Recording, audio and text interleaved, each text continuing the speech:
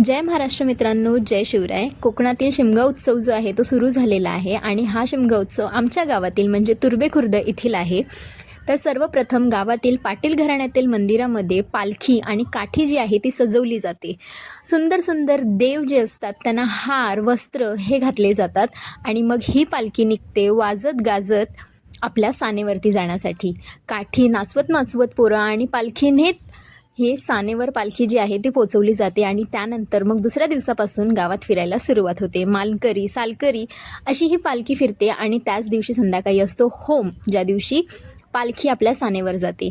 आता होम गावात दोन असतात, एक तर सानेवर असतो, हा सानेवरचा होम आहे आणि सानेवरचा होम झाल्यानंतर गावातील होम जो आहे तो लागतो। कोकणामध्ये शिमगा आणि गणपती हे असे दोन सण असतात जिथे चाकरमणी गावी जातच असतात।